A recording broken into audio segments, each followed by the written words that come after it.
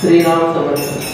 सद्गती आणि परमपदाची प्राप्ती व्हावी अशी ज्यांची खरी तीव्र इच्छा असेल त्यांनी सदा सर्वदा अखंड रामनामाचे स्मरण करावे. श्रीरामाची निष्काम आणि दंभविरहित भक्ती करून कृतार्थ व्हावे. या घोर कलियुगात उद्धरून जाण्यासाठी भगवत भक्ती आणि रामनामस्मरण याशिवाय अन्य कुठलाच उपाय नाही. आयुष्याचा भरोसा नाही म्हणून शक्य तितक्या त्वरीने व तळमळीने कृतार्थी होण्याचा प्रयत्न करावा. परमार्थ प्राप्तीचे सर्वश्रेष्ठ साधन सत्संगती हे होय. सत्संगतीच्या योगाने असंख्य लोक उद्धरून गेले. भूतदया, क्षमा, शांती, विवेक, वैराग्य, समाधान, प्रवृत्ती मार्गाचा त्याग, निवृत्ती मार्गाचे आचरण इत्यादी अनेक गोष्टी सत्संगाने अनायासे साध्य होतात. आणि कामक्रोधाचे षडरिपू परमार्थाला विघातक असे दंभ, अहंकार आपोआप लयात जातात.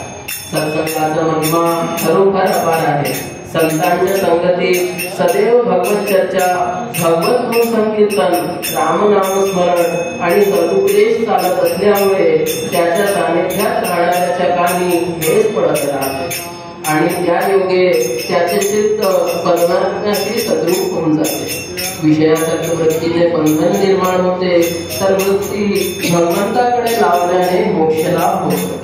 वृत्ती विषयासक्त न होण्यास भगवंताचे अनुसंधान हाच उपाय आहे. उठता बसता, जाता येता सर्व देह व्यापारात आणि झोपेत सुद्धा अखंड रामनामस्मरण चालू असावे. रामनामाचा विसर पडून वृत्ती विषयासक्त होण्यास सवडच देऊ नये. श्रीरामाला मनापासून आपण प्रार्थना करावी की हे रामा, हे दयानिधे, माझा उद्धार कधी करतील. तुझी संपूर्ण मूर्ती मला कधी दिसेल. रामा, मला त्वरित दर्शन दे. तुझ्या दर्शनाविना मला शैक पडत नाही. रामा, मी परमपापी आहे. माझ्यासारखा वाईट जगात कोणी नाही. हे दयाळवा, या भवसागरातून मला शीघ्र पार दे. मला संतती, संपत्ती इत्यादी काही अशाश्वत सुख काहीच नको. मला तुझ्या चरणी दृढ भक्ती दे. माझ्या जिव्हाग्री नेहमी तुझे नाम म्हणतो. माझे कान तुझी कथा ऐको. माझे मस्तक तुझ्या चरणी नतसो. माझ्या हाताने तुझी पूजा करो. माझ्या पायांना तुझी प्रदक्षिणा करो. रामा, मी अज्ञानी आहे, विवेक शून्य आहे. तूच माझ्या हृदयात वसावे आणि तुझ्या चरणी मला प्रेम उत्पन्न होईल असे करावे. श्रीरामा, मला कोणाचा आधार नाही. मला माता, पिता, आप, जीव सर्व तूच आहेस. हे कृपासागरा, अज्ञान नाशका श्रीरामा, तूच माझे रक्षण कर. अशी तळमळून प्रार्थना करून त्याला अनन्य भावाने शरण जावे. पाप मार्गाकडे प्रवृत्ती ठेवू नये. पाप धर्माकडे वळू नये. जननिंदेचा खेद मानू नये. जनस्तुतीचा आनंद मानू नये. प्राणी मात्रात भगवंत वसत असल्यामुळे कोणाची निंदा स्तुती न करावी.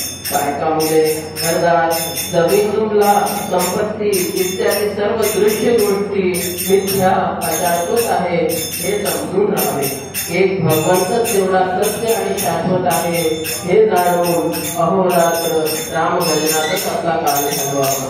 जय जय सर्वदा योग तुझा घडावा. तुझे कारणी देह माझा पळावा. उपेक्षू नको गुण प्रभू नायका मागणे हे सियाता.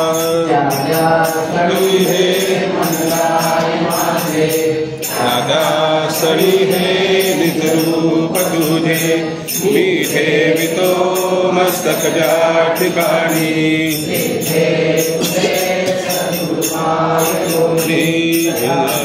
जननी जन्मना मात झाला. दयाने सदा वासना मात केला. दयाच्या मुखी सर्वदा नाम कीर्ती. नमस्कार या ब्रह्म चैतन्य मूर्ती. अनंतमूर्ती ब्रह्मांड नायक राजा